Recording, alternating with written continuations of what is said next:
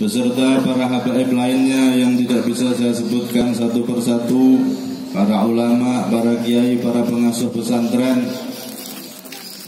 wabil khusus kepada yang terhormat segenap pejabat pemerintahan, wakil daripada Bupati, Pak Camat, dan seluruh jajaran-jajarannya, baik juga dari TNI, Polri, semuanya yang sama-sama kita muliakan, sama-sama kita hormati. Semoga beliau-beliau, aparat dan pejabat pemerintahan diberi pertolongan oleh Allah sehingga bisa menjalankan tugasnya dengan sebaik-baiknya. Amin Allahumma amin. Hadirin hadirat jamaah Majlis Wirdul Kabir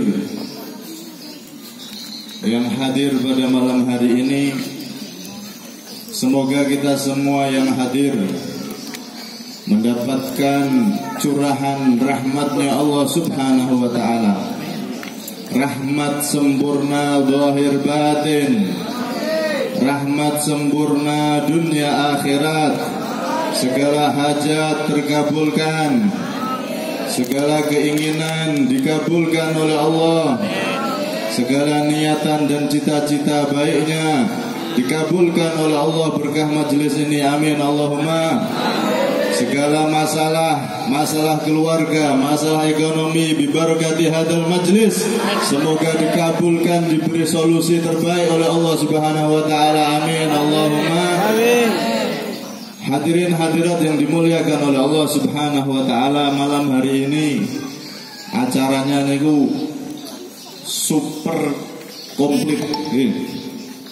Ada maulid Nabi plus milad Wirdul Kabir, sekaligus di bawah itu tadi saya baca haul daripada Hababah Khadijatul Kubro, istri tercinta Rasulullah SAW.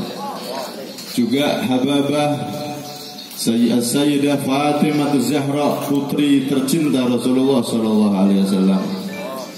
Dan juga Sayyidina Ali bin Abi Thalib. Malam hari ini luar biasa, peringatan Maulid Nabi beserta Majlis Wirdul Kabir dan dirangkai dengan haul orang-orang terdekat Nabi SAW.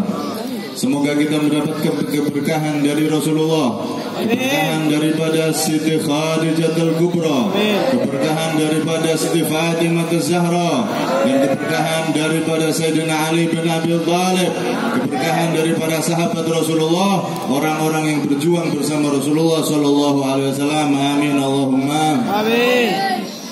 Hadirin, bagaimana mungkin kita diam dan tidak merayakan maulidnya Nabi Muhammad? Karena tidak akan pernah dijumpai lagi makhluk yang lebih mulia di sisi Allah subhanahu wa ta'ala di zaman dahulu ataupun zaman yang akan datang. Tidak akan pernah lagi Allah subhanahu wa ta'ala menciptakan makhluk yang lebih mulia dan lebih tinggi derajatnya dibanding Nabi Muhammad SAW. Kemuliaan Rasulullah terlihat begitu jelas di saat-saat lahirnya beliau. Bayi yang mana ketika lahir langsung bisa sujud, hadirin? Rasulullah lahir langsung sujud. Rasulullah lahir saat itu seluruh hewan-hewan memberikan bisyarah, wa kullu dabbatin nataqat bi fasihil ibarah mu'linatan bi kamalil bisyarah. Semua hewan yang dari timur pergi ke barat, yang dari barat pergi ke timur, mereka semua memberi kabar bahwasanya hari ini lahirnya makhluk termulia. Al-yaum wulida Muhammad Rasulullah sallallahu alaihi wasallam wa rabbil Ka'bah.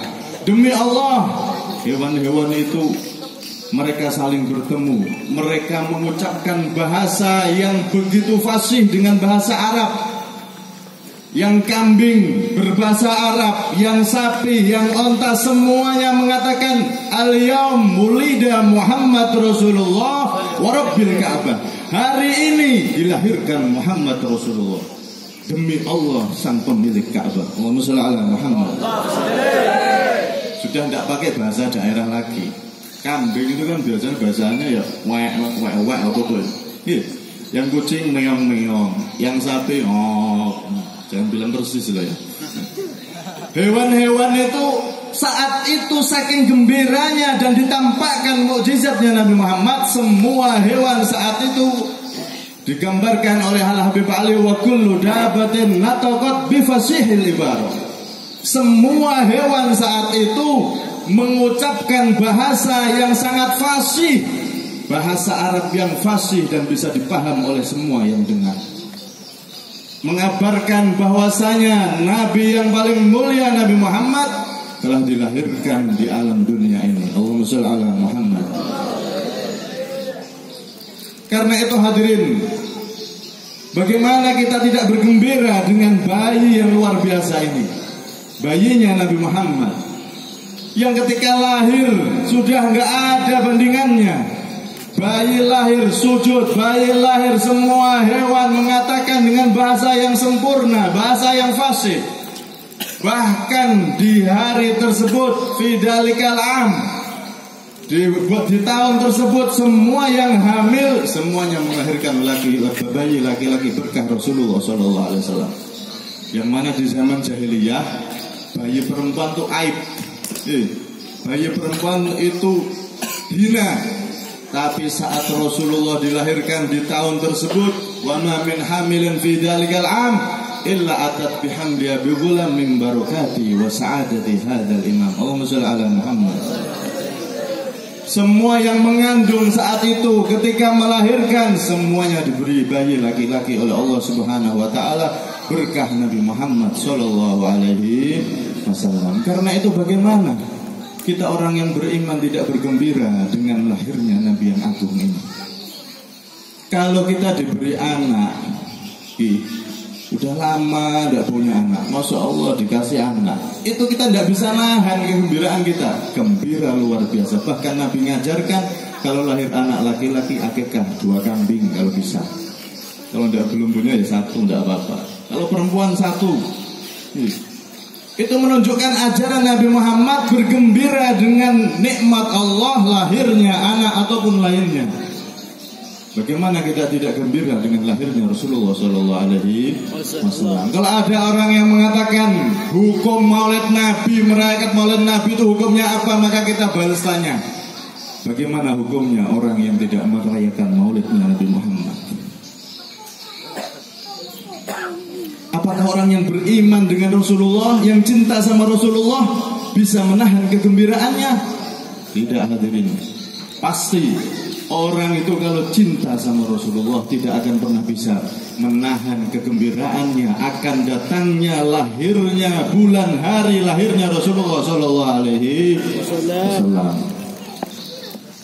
Karena itu, sebagaimana yang diceritakan oleh para ulama, sering diceritakan di masalah ketika Rasulullah lahir. Ini sering diceritakan, tapi kita akan bahas dalam sisi yang lain. Ketika Rasulullah lahir, singkat cerita, Thuwaibah Aslamiyah ini kan budak di saat itu adalah status sosial yang paling hina. Sebab yang namanya budak itu seperti binatang, cuma tidak boleh dikorbanno gitu dong. Umpama bisa dikorbankan, dimakan sekalian. Punya budak tinggi, besar, lemu, gendut, itu dagingnya banyak. Manusia saat itu status paling rendah budak. Budak itu seperti hewan sudah. Kerjanya hasilnya yang menerima adalah majikannya. Thuwaibah Aslamiyah mengkabarkan akan lahirnya Rasulullah kepada majikannya, yaitu Abu Lahab. Majikannya Abu Lahab. Abu Lahab ini adalah kakak daripada ayahnya Rasulullah, Sayyid Abdullah. Ketika dikabarkan itu, maka saking gembiranya Abu Lahab, Thuwaibah ini dimerdekakan. Merdeka, tidak menjadi budak lagi, statusnya jadi orang bebas, merdeka, mulia. Kenapa? Karena mengabarkan akan lahirnya Rasulullah SAW. Abu Lahab yang menjadi pamannya saat itu bergembira dengan lahirnya Nabi sebagai ponakannya. Abu Lahab bergembira dengan lahirnya Rasulullah bukan sebagai Nabi, tapi bergembira karena lahirnya Nabi Muhammad sebagai keponakannya. Tapi lihat bagaimana Allah Subhanahu wa ta'ala memberikan anugerah kepada Abu Lahab. Lam yansa khaliquna lahu farhatahu bil mustafa wa bidal hadithu atana. Allah Subhanahu wa ta'ala tidak melupakan kegembiraan daripada Abu Lahab. Abu Lahab yang menjadi Fir'aunu hadhil ummah, menjadi musuh terbesar Nabi Muhammad, padahal paman beliau sendiri, yang sudah dinas di dalam Al-Quran. Abu Lahab adalah orang yang kekal selamanya di neraka, sampai turun satu surat Tabbat Yada Abi Lahab. Sudah jelas-jelas masuk neraka, bukan hanya setahun, 2 tahun, 1000, 2000 tahun, tapi selama-lamanya di dalam neraka. Akan tetapi lihat bagaimana Allah Subhanahu wa ta'ala di dalam hadis yang begitu banyak disebutkan bahwasanya Abu Lahab setiap hari kelahiran Rasulullah, yaitu hari Senin, siksaannya diringankan oleh Allah Subhanahu wa ta'ala. Padahal Abu Lahab gembira bukan karena lahirnya Nabi sebagai Nabi, tapi lahirnya Nabi sebagai keponakannya saja. Itu saja sudah diberi oleh Allah keringanan siksaan. Setiap hari Senin dia bisa meminum susu yang keluar dari jari jemarinya. Kemudian Thuwaibah Aslamiyah tadi itu dimerdekakan oleh Abu Lahab. Ini menunjukkan ada satu pelajaran. Lahirnya Rasulullah itu langsung sebagai rahmatnya Allah Subhanahu wa ta'ala. Tidak nunggu besar, pokoknya mulai dari kecil lahir Nabi, langsung ada rahmat Allah turun. Thuwaibah Aslamiyah yang semula budak berubah menjadi orang yang merdeka. Di sini ada satu pelajaran bahwasanya Nabi Muhammad itu kalau kita ikuti, kalau kita cintai, kita amalkan ajarannya, maka yang hina akan jadi mulia. Thuwaibah Aslamiyah, Thuwaibah ini dulunya hina budak, tapi jadi mulia berkah Rasulullah Shallallahu Alaihi Wasallam. Orang yang dulunya hina berkah Nabi Muhammad, ngikuti Nabi Muhammad, mendekat dengan Nabi Muhammad, maka dia pun akan berubah menjadi orang yang mulia. Satu contoh, Sayyidina Bilal bin Rabah. Bilal bin Rabah itu kan secara fisik itu beliau kurang, sebab kulit beliau itu sangat hitam sekali. Dari Ethiopia Afrika. Bilal aslinya dulu budak hitam, dikucilkan sama orang-orang. Bilal bin Rabah. Bilal bin Rabah ini ketika beliau menjadi budak, kemudian dibeli Sayyidina Abu Bakar. Saat itu beliau disiksa, singkat cerita dibeli Sayyidina Abu Bakar, akhirnya dimerdekakan. Ketika sudah merdeka, ngikuti Rasulullah, menjadi sahabat Rasulullah, mendekat dengan Rasulullah, maka beliau berubah menjadi orang yang mulia. Sampai-sampai itu disebutkan dalam satu riwayat, Sawadu Bilalin radhiyallahu anhu yaj'aluhu Allahu syammatin fi wujuhil huril 'ain yaumal qiyamah. Bilal setelah menjadi sahabat Rasulullah, beliau menjadi orang yang mulia, bahkan dimuliakan oleh Allah Subhanahu wa taala. Nanti di hari kiamat kulit hitamnya Sayyidina Bilal itu diabadikan sama Allah. Kulit hitamnya Sayyidina Bilal itu diabadikan, diambil sama Allah. Hitam-hitam dari kulitnya Sayyidina Bilal itu, warna hitamnya diambil dan ditaruh di wajah daripada bidadari sebagai tai lalat. Allahumma Muhammad. Jadi nanti di surga itu Pak, sampai kalau ketemu bidadari jangan kaget. Bidadari surga itu nanti banyak yang punya tai lalat. Cuma yang tidak banyak, maksudnya ada tai lalatnya di wajahnya. Dan tai lalat itu adalah warna hitam daripada kulit Sayyidina Bilal radhiyallahu anhu.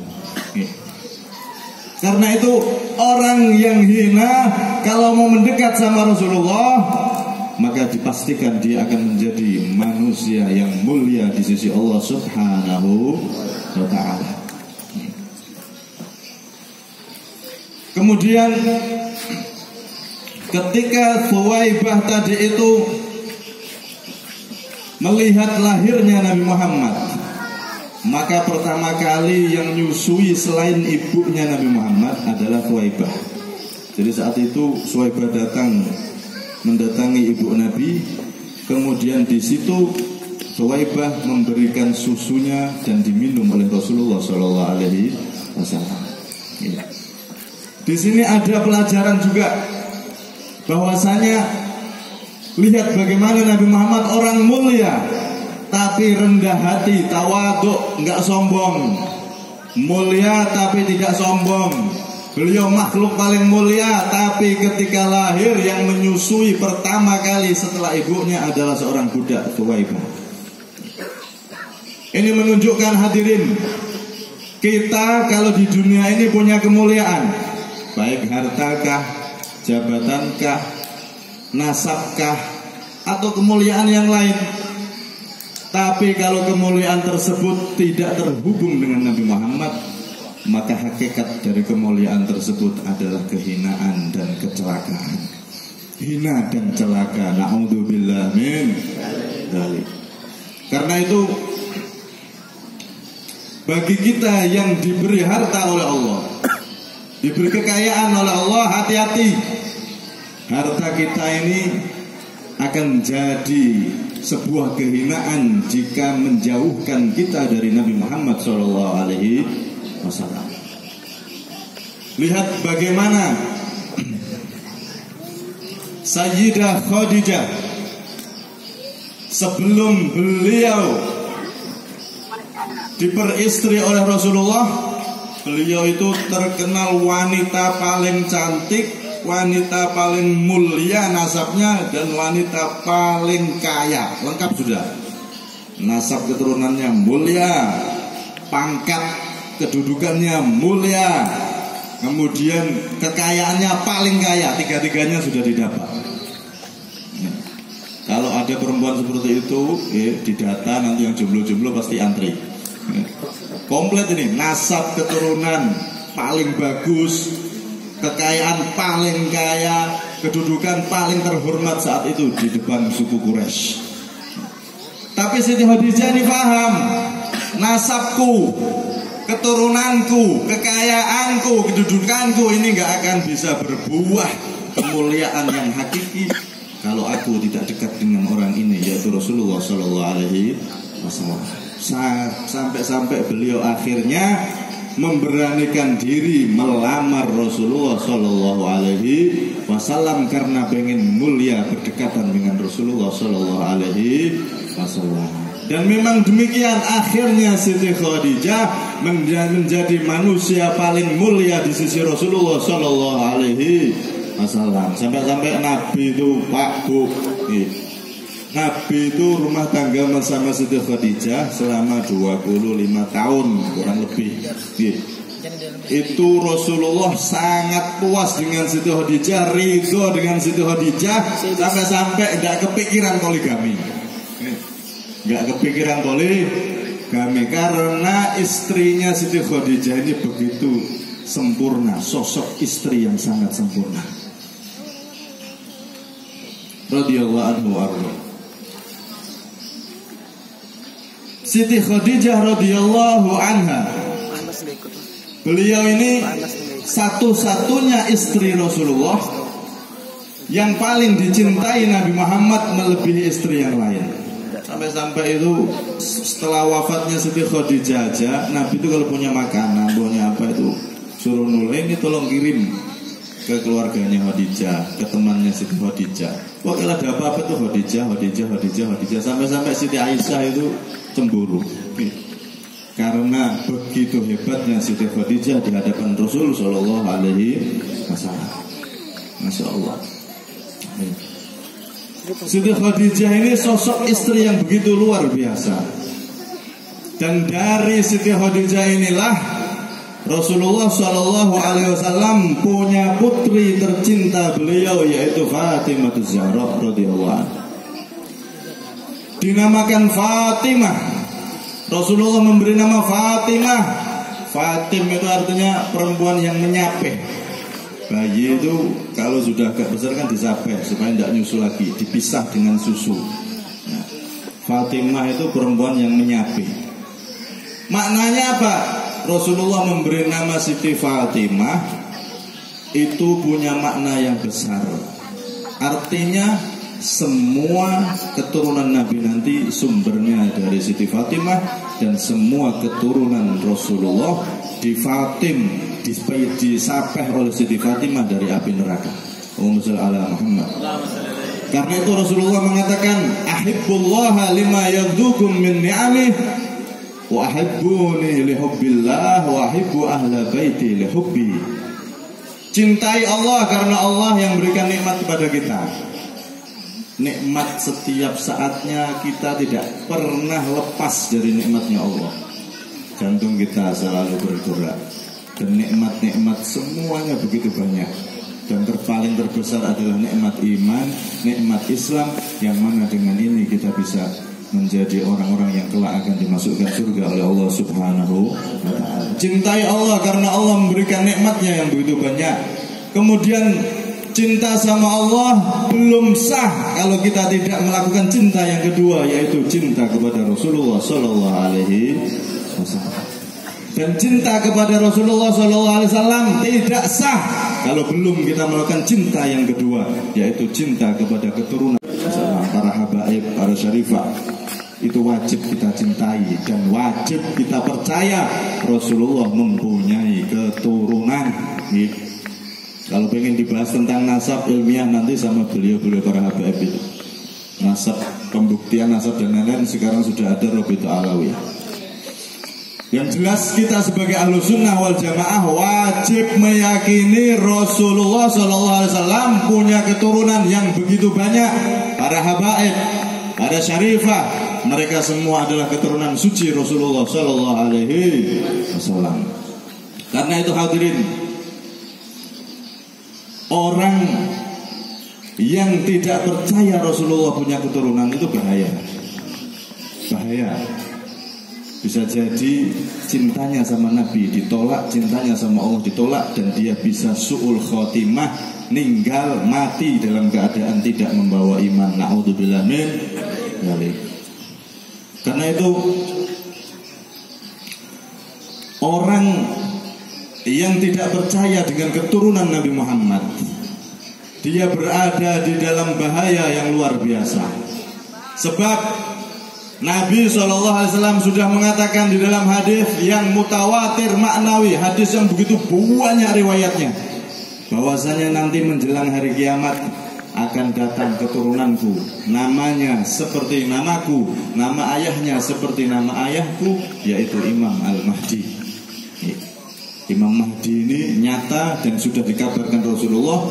Beliau adalah salah satu keturunan Rasulullah, namanya Muhammad bin Abdullah, keturunan daripada Ahlul Bait Rasulullah Sallallahu Alaihi Wasallam. Karena itu orang yang nggak percaya Habib itu keturunan Rasulullah, dia nggak percaya Nabi punya keturunan, hati-hati.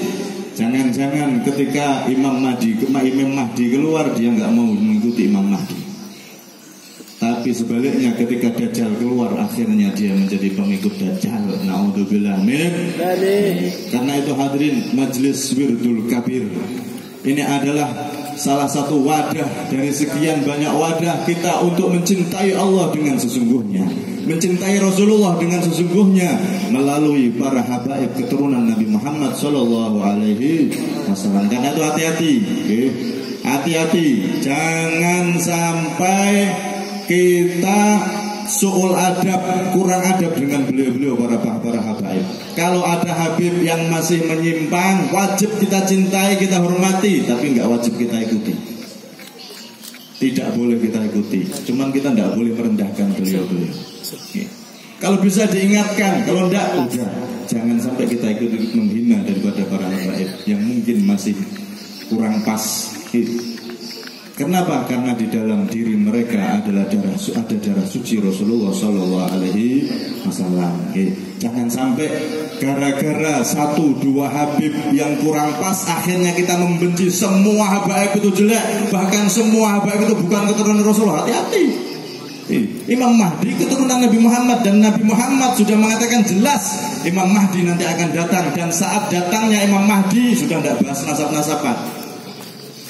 Orang kalau Imam Mahdi datang dia baru cari nasab, bener enggak? Bener. Setelah jadi pengikut Dajjal nanti. Imam Mahdi datang diiringi dengan para habaib yang ada, habaib yang sholat, yang mana mereka berdiri di belakang Imam Mahdi. Karena itu hadirin yang dirahmati oleh Allah Subhanahu Wa Taala, momen Maulid Nabi Muhammad, mari kita koreksi cinta kita kepada Allah dan cinta kita kepada Rasulullah dan cinta kita kepada keturunan Rasulullah Sallallahu Alaihi Wasallam. Yang kaya, ayo kesempatan mulia ini, di sini ada Majelis Wirdul Kabir. Kurang dana, tidak usah cari proposal. Kalau perlu datang ke Habib, ini Habib buat perjuangan Habib. Jangan nunggu proposal, kaya mana proposal? Ya Allah. Yang punya jabatan dukung sepenuhnya, karena majelis semacam ini adalah wadah generasi negeri kita aman dari narkoba, wadah generasi muda-muda kita aman dari pergaulan bebas. Kalau semakin banyak majelis yang semacam ini Pak Bu, anak-anak kita akan semakin terjaga. Anak-anak kita kalau ikut dalam majelis dijamin akan jadi anak soleh, dijamin akan jadi anak solehah insya Allah. Tapi kalau sudah anak kita ini kumpulnya sudah tidak karu-karuan, tidak jelas, geng sana, geng sini, weng kayak lalat tidak jelas. Akhirnya anak kita jadi korban zaman yang sangat mengerikan ini. Bisa jadi tanpa kita sadari ayahnya di rumah sujud tahajud sampai dahinya itu jidatnya hitam kabeh. Ternyata anaknya saat itu di luar sedang bergaul antara laki-laki dan perempuan dan pergaulan bebas. Alhamdulillah. Ibunya sedang ibadah di dalam rumah, tapi ternyata anaknya tidak dikontrol, tidak disuruh hadir majelis. Ternyata mereka mencari majelis-majelis yang lain. Tercanduan narkoba, kena pergaulan ini itu, akhirnya kita yang akan jadi orang yang merugi. Naudzubillah min. Karena itu majelis semacam ini, dan di sini banyak majelis-majelis para habaib, para kiai. Ayo yang kaya, jangan nunggu proposal, gunakan harta Anda ini untuk menjadi tangga kemuliaan bagi Anda di sisi Rasulullah. Demi Allah, harta kita di dunia ini akan segera kita tinggalkan. Mau tidak mau, harta kita akan segera kita tinggalkan. Akan tetapi harta yang kita koneksikan, hubungkan dengan perjuangan Nabi Muhammad, maka harta itu kelak di akhirat akan bernilai yang sangat tinggi dan luar biasa pahala. Sampai-sampai Al-Habib Muhammad bin Hadi As-Segaf, itu beliau guru daripada ayahanda dari guru kita Habib Abdul Qadir bin Husain As-Segaf. Habib Abdul Qadir bin As-Segaf ini punya guru Habib Muhammad bin Hadi As-Segaf. Habib Muhammad bin Hadi As-Segaf ini, beliau pernah mengatakan, man a'ana talibal ilmi walau biqalamin maksur faka'annama banal ka'bah 70 marrah.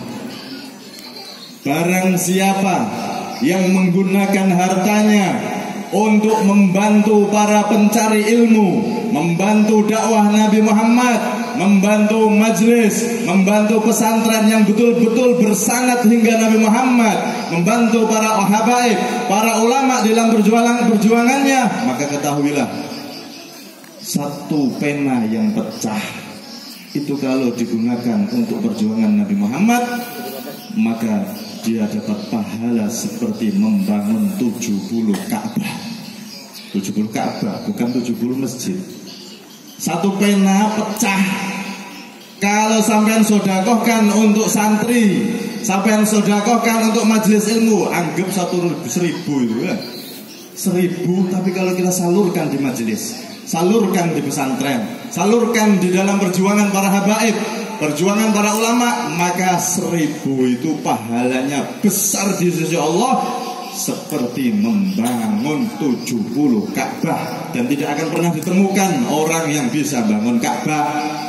Nah, anak bangun Ka'bah di demo nanti itu di daerah apa itu ada Ka'bahan. Ka'bah yang asli cuma satu, dan tidak akan pernah bisa orang membangun Ka'bah. Kalau masjid ya 70 masjid, 100 masjid, 1000 masjid ya.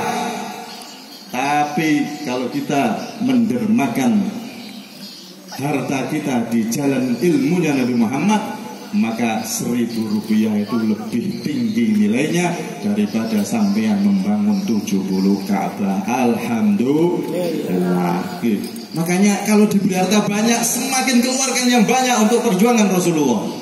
Siti Khadijah yang kita holi ini tahu itu, semua hartanya dikasihkan Rasulullah. Dulunya dia terkenal menjadi orang paling kaya di suku Arab, di Quraisy.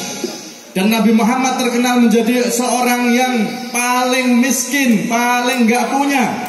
Tapi bukan Rasulullah berarti orang fakir atau miskin, bukan. Kalau Rasulullah minta sama Allah gunung jadi emas, bisa.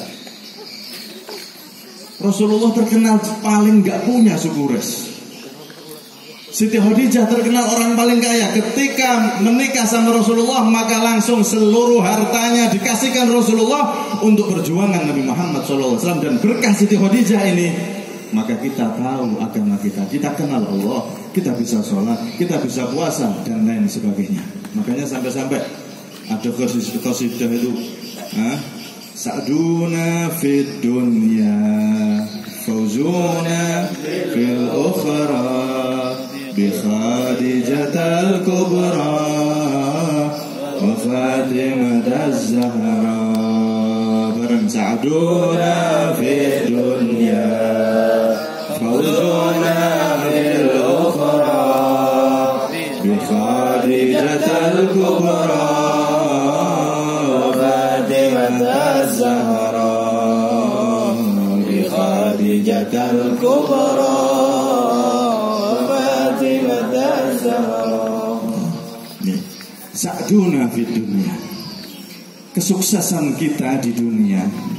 Fauzuna fil ukhra, keberuntungan kita di akhirat kelak. Bi Khadijatal Kubra, itu berkah daripada Siti Khadijatal Kubra. Berkah dari Siti Khadijah yang memberikan semua hartanya 100% untuk Rasulullah, dan digunakan Rasulullah 100% untuk dakwah sehingga Islam sampai ke Nusantara, Islam sampai ke sini. Berkah daripada Rasulullah sehingga kita bisa mengenal Allah Subhanahu wa ta'ala. Karena itu Rasulullah ini tidak bisa dibandingkan dengan siapapun. Sumber semua nikmat itu adalah dari Nabi Muhammad. Sumber semua nikmat adalah dari perjuangan istri beliau Khadijah Kubra. Sumber dari semua nikmat adalah dari anak tercinta beliau Fatimah Az-Zahra, yang punya keturunan para habaib menjadi guru para ulama. Tanpa Nabi Muhammad, tanpa Siti Khadijah, tanpa Fatimah Az-Zahra, tanpa Sayyidina Ali, dan tanpa para sahabat Rasulullah, saat ini kita akan masih berada di zaman jahiliyah. Zaman jahiliyah tidak mungkin ditemukan ada ibu-ibu, wanita-wanita kerudungan, jilbaban, tidak ada. Yang lahir wanita dipendam hidup-hidup, dikubur hidup-hidup.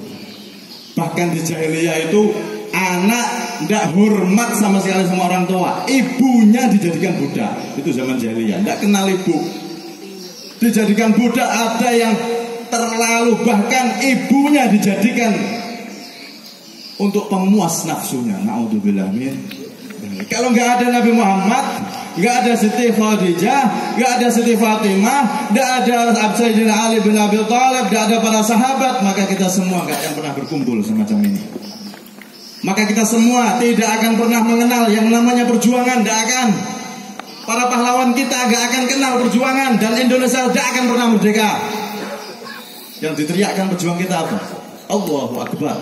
Karena mereka tahu ajaran Nabi Muhammad wajib membela negeri ini kalau ada penjajah yang masuk, dengan nyawa, dengan harta, dan dengan semua yang kita miliki. Takbir. Karena itu jangan ajari umat Islam untuk mempraktekkan kecintaan terhadap negeri ini. Udah, umat Islam yang ahlu sunnah wal jamaah itu sudah jelas cinta sama negerinya. Sudah jelas sangat menghormati para pahlawannya, dan para pahlawan kita menghormati para pendahulunya. Kita diajarkan untuk menghormati para pahlawan, menghormati para pendahulu, hingga menyambung kepada para keturunan Rasulullah, menyambung kepada Nabi Muhammad. Dan dengan itu semua susunan sambungan ini, maka cinta kita kepada Allah baru bisa diterima oleh Allah Subhanahu wa ta'ala. Karena itu kita meminta kepada Allah Subhanahu wa ta'ala, semoga kita dijadikan orang-orang yang betul-betul cintanya diterima oleh Allah. Cinta tangga, cinta kita menuju Allah adalah cinta kita kepada para habaib, cinta kita pada pewaris ilmu Nabi Muhammad, para ulama. Kemudian tangga yang atasnya baru kita akan nyampe kepada cinta Rasulullah dan cinta kepada Allah Subhanahu wa ta'ala. Semoga kita betul-betul menjadikan orang-orang yang bukan hanya mengaku cinta, akan tetapi diakui cintanya oleh Allah, diakui cintanya oleh Rasulullah, dan diakui cintanya oleh para keturunan Rasulullah, para ulama. Sehingga dengan itu kita bisa berbangga kalau di akhirat kita akan dikumpulkan bersama mereka. Yuhsyarul mar'u ma'a man ahab. Seorang itu akan dikumpulkan bersama orang yang ia cintai, dan kita semoga termasuk golongan rombongan tersebut.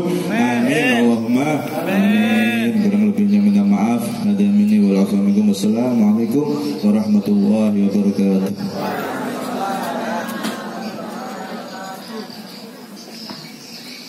Demikianlah tausiah